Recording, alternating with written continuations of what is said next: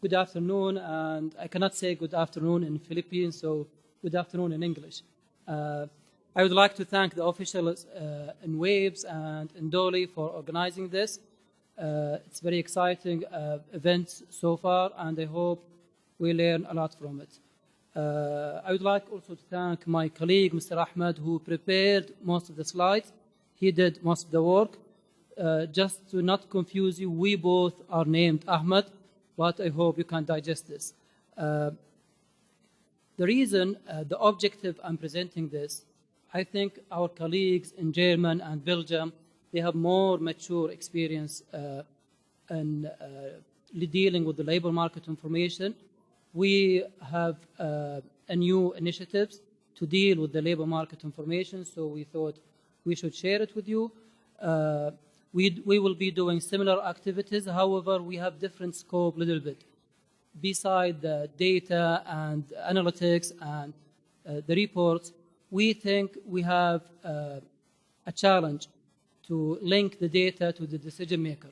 So we will be working with the decision makers to improve the decision itself, which takes us back to what Mr. Miguel said, what is the most challenging aspect or issue within the labor market, I think is improving the decision based on insight and information. So we think we are more of a think tank for the labor market administration. These are some of the objectives that I just mentioned, what I'm presenting here. And just to have a quick overview of the Saudi labor market, because I think it has different characteristics. It's dominated by, the population is above 30 million. 1/3 of that population is expat. If we are going to the Saudi labor force, 94% of the Saudis male are employed, 66% only of the females are employed. Unemployment rate is 5.7%, which just to give you more details of that unemployment rate or a benchmark of this. This is a benchmark comparing Saudi Arabia with the G20 because it's one member of the G20 group. If we are talking overall Saudis, non-Saudis, we are 5.7. However, if we take only Saudis, we are reaching almost 12%, one of the highest unemployment rate within the G20. It's more interesting if we look into more details now. If you look at the youth, we have high unemployment rate. If you go to over 50, almost the unemployment rate is 0. So the problem we have is the youth, and we know our population grow by very high percent comparing to the rest of the world. This is also comparing to other countries in the G20. If you look in the 15 to 24 old population. Even within Saudi, maybe the story is similar to other third world countries, usually concentration of services and industry in big cities. So if you look, overall unemployment rate is lower in big cities, Riyadh, in the central part, in the east part, and in the west part. Unemployment rate usually is at moderate level. But if you go to the remote area, rural area, you find higher unemployment rate, which is a challenge in the country. This is just to give you another aspect or just another puzzle of the Saudi labor market. The employment is 10.3 million. Out of that, we have 8.3, which is expat, and 3.9 is Saudis. If you go Saudis, if you look at the decomposition of the Saudis, they dominate the public sector. 2/3 of the public sector are Saudis. If you go to the private sector, expat, they dominate over there. Expat in our country, 95% they work in the private sector. The rest of them, they work in the public sector.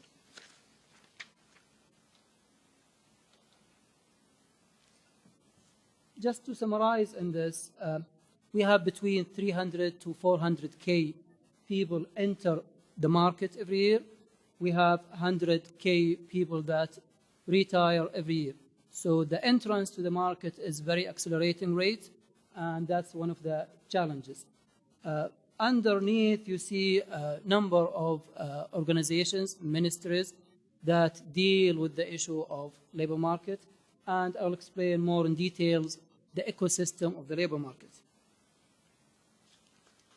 Basically, what do we have here? We have Ministry of Labor that deals with policies. We have HRDF, which the organization that we work for, which deals with jobs and employment and subsidies for training.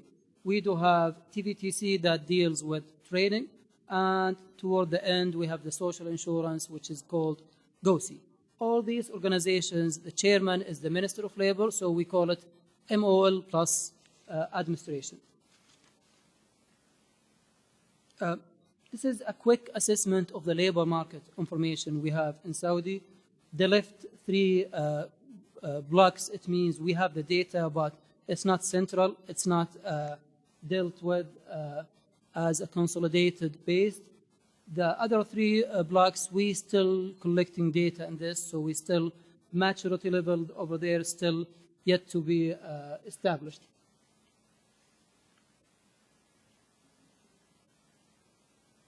I'll just go back here just to mention that we do have very ambitious programs to deal with 4 and 5 and 6.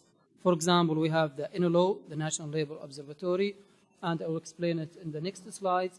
We have something called NLG, the National Labor Gateway, which is one gateway for all employment, public, private, all job seekers, all companies. It's expected to be launched soon, maybe the beginning of next year.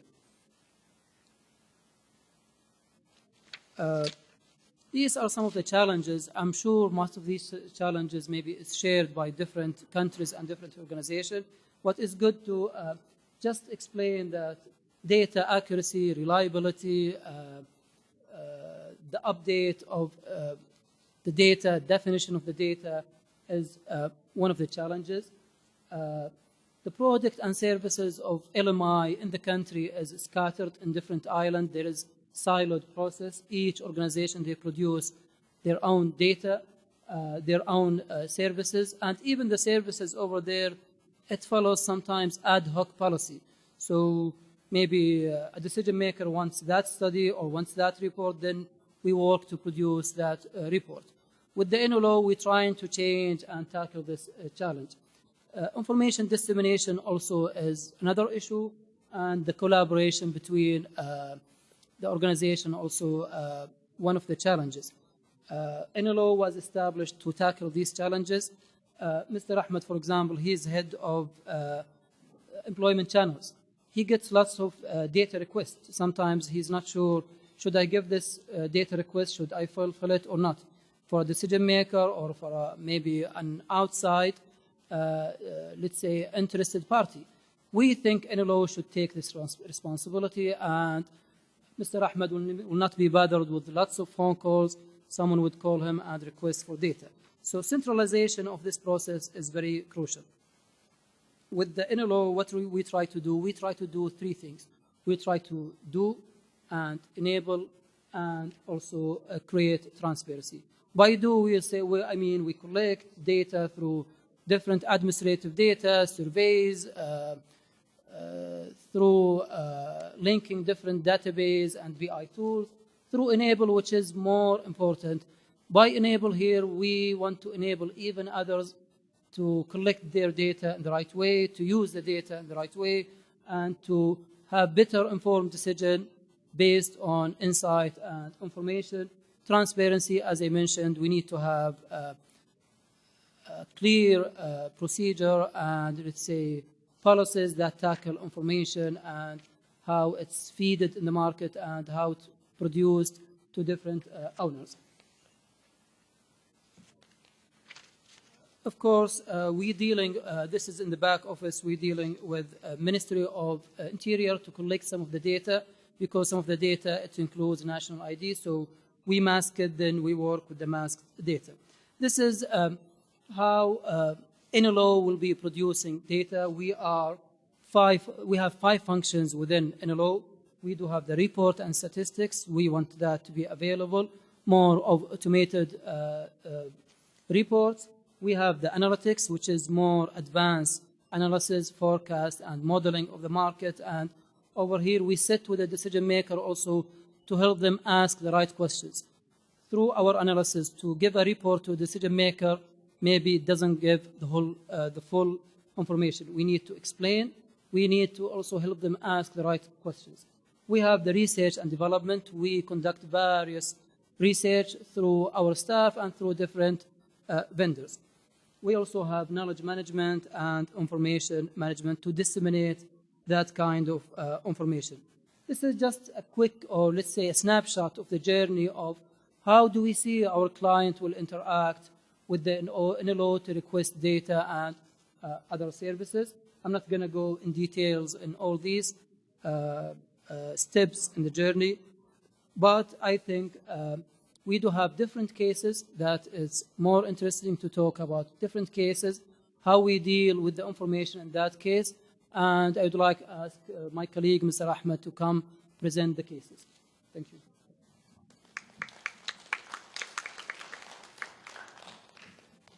Hello, everyone. Good evening. And in a few minutes, I'll try to lecture here some of cases that, or some of the examples that some of them it's already in place and working, and some of them will be in a near future. First example is we call something is Nitacat policy. It's a zones. This is for the private sector entities. You know that, as Dr. Ahmed said before, the private sector is dominated by foreigners, and it's been there for maybe 30 or 40 years. So in order to penetrate more Saudis, we need to govern these entities and make rules that we can monitor and see, and how can they progress in making more Saudis entering their companies and entities. So Nitacat, it's in English, means zones or bands. We have 4 colors. We have red, yellow, and green, and platinum. So each company now, they can log in anytime, 24 hours a day, and see what their color. If they are red and yellow, that means they will have penalties. Maybe they will be suspended from the system. They cannot do anything. If they are green and platinum, that means they are in the right track and they can work legally in Saudi Arabia. To do that, it's not an easy, because you have small, medium, and big and giant companies, and you have different sectors. So it's not a one rule fit all. It's we compared each sector, each entity in the same sector with the other entity in the same sector with the same size. So it's a complicated, and also it's changed by the minute if there is any change in the organization or in the company itself.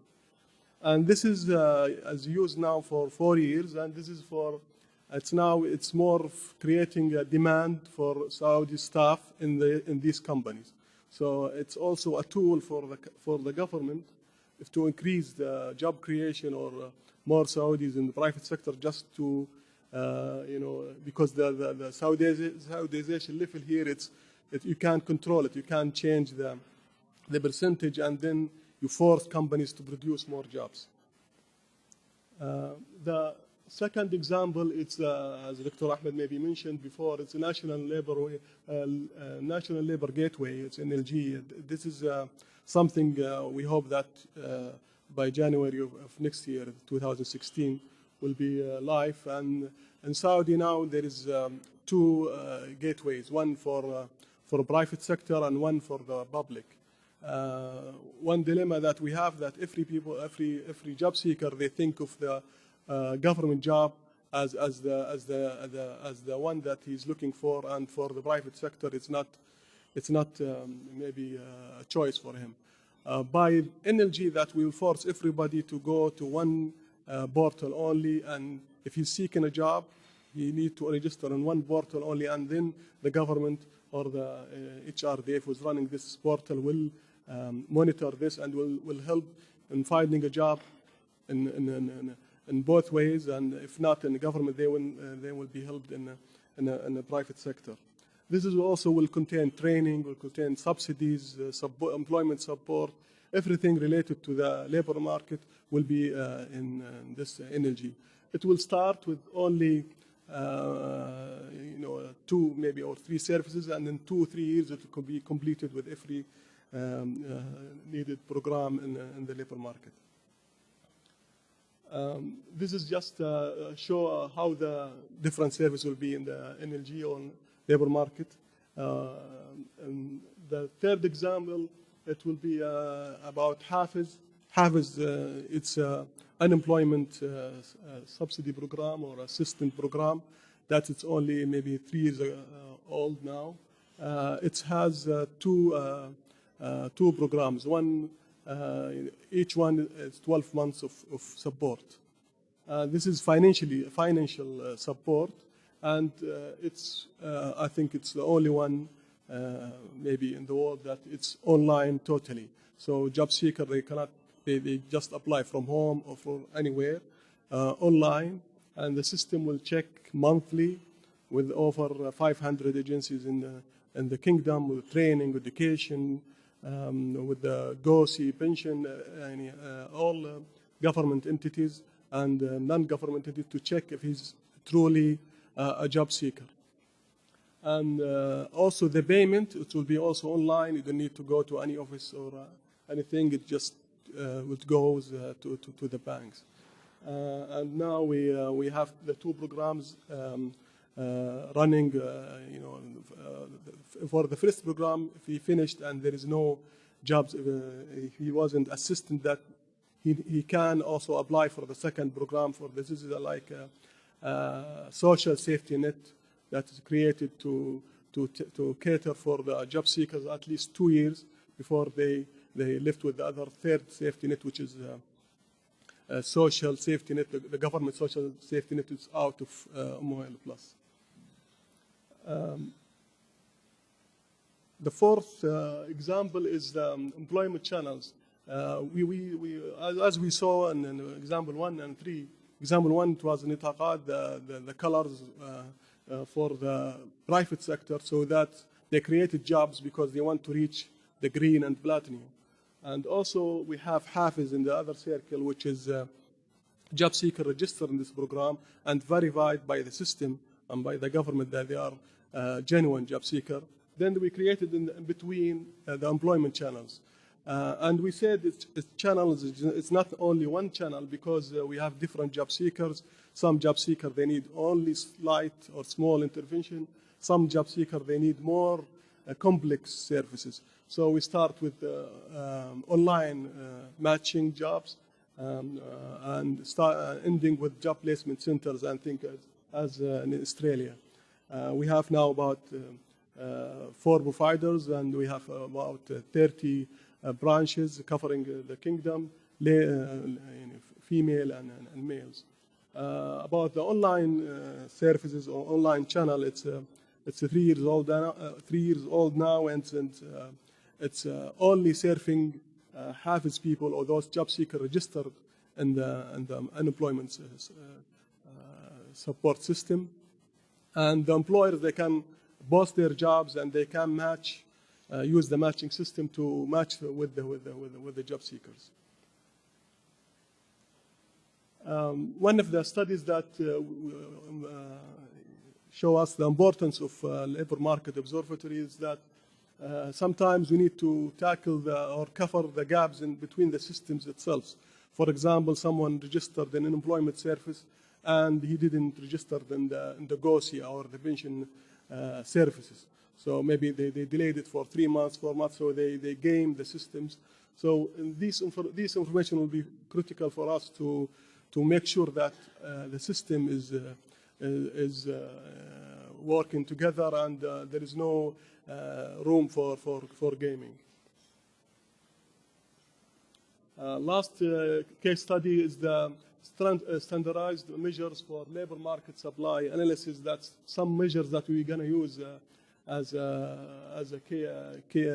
KPI, as like, for example, time, and also the average salary, or the average salary used or registered in the system. So to see how is average salary for the people who are recent graduate, and regionally, and also in the big cities. For time is very important now for us, especially with the 300 to 400,000 people graduate every year.